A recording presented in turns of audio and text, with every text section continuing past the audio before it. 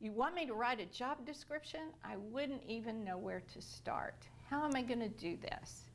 A question often heard by people who say you need to write your job description. Well, a job description is really only part of what is called the performance management system, which includes everything from orientation and training, performance appraisals, but job descriptions are somewhat the core of that. You have to have a job description to be able to have a successful interview. You have to have a job description to successfully train people. You have to have a job description to know how to evaluate and give feedback to your employees. So it's really an important part of that performance management system. And as you're looking at that, think back to if you ever learned how to play archery. Did you realize what the target was? Did you realize how the arrows are scored? Did you learn how to shoot that bow? Did someone teach you how to do that? And then once you tried it the first time and the arrow hit, did someone tell you, oh, it's to the right or it's to the left? It's the same thing in a job. You have to be able to know what the job is, what the game is. You have to be able to know how you're expected to do it, what are the rules of the game. You have to get feedback as to how you're doing in that job. All those things come back to the performance management system. And that first element, which is the job description. So what should be in the job description? Well, first of all, you need a title of the job. That's one. Secondly, you need to have an overall summary of the job. Just a summary of what you expect this person to do. Then the third part is you need to have the duties that this person is expected to do. And as clearly as you can. It doesn't need to be 140 duties, but just clearly what are some of the duties that this person is expected to do. And then lastly, you need to know what the general requirements of the job are. What kind of experience do you expect this person to have? What kind of education do you expect them to have? What kind of background in terms of their degree that you expect? And so all of those things need to be part of the job description. So the way to begin to write a job description is to first of all do what is the goal of the job? What is the summary? And one of the things I think is most helpful is if you have employees doing that job, involve them. Have them make a list of everything they do. Just let them do a mind dump of all of their duties. And then sit down with them and begin to group them. So in essence, if they have to file the audit on Tuesday and they have to file something else and they file correspondence, then that job duty is general filing. So you can take some of those and group them together in terms of the expectations. And then you begin to look at those job duties and you say, what is expected of them? So you take it further than just files. What does it look like when it's done right? And that's when you're talking about performance standards. That's when you're talking about the game of archery.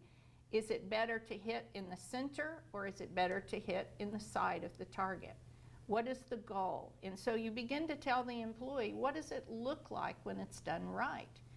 And those are called performance standards. So it's the duty plus the end result is the performance standard. So I can give you a couple of those. You know, you would say files, completes all filing by the end of the business day, or completes all filing by the end of the week. So everything's caught up before you go into the next one. If they're doing a particular accounting thing, then you would say, has no more than 3 errors in a given time period. And you might say, well, I don't want them to have any errors. Well, that's not reasonable. So I think you think, at what point is it a concern if the errors become too many? So you'd say, submit this report by Tuesday of each week with no more than 1 or 2 errors in the report. That's a performance standard. It's not just saying submits the report, but what does it look like when it's done right as well. And again, you can talk with the employee about that too, because one of the things you want to make sure is that the performance standards are reasonable, they're reachable, they're achievable, and they're measurable. So all of those things need to fit in as you're writing those. Let me give you an example of a few. If you're dealing with quality, it could be the error rate or accuracy that you expect. If you're dealing with quantity, then it could be how many of these do you expect to be done in a day, or how frequent is it? If you're dealing with the knowledge of the job, it could be that it deals with compliance with regulatory issues. If you're dealing with initiative, you want this person to be self-motivated. You can say, conducts their business with minimal supervision. And so that tells you, you shouldn't have to come to me 3 or 4 times a day and ask questions. There's something wrong. You may need more training, whatever. So in writing those, you want to think of what are some of those measurable factors that you can look at. Cost containment, safety, all of those things can be written into the performance standards that you're writing.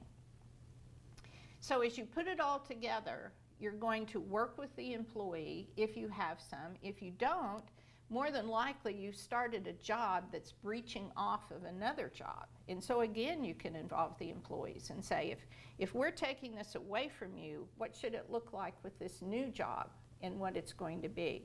So you have a job title, you have an overview of the job, you have duties and responsibilities, performance standards, you have what is the education that you expect, what is the experience you expect, what is the skills that you expect them to have. Another thing sometimes on the job description is the work environment. They will have to work outside in the heat, or they work with the exposures to chemicals. Oftentimes there'll be a place for that on the job description as well.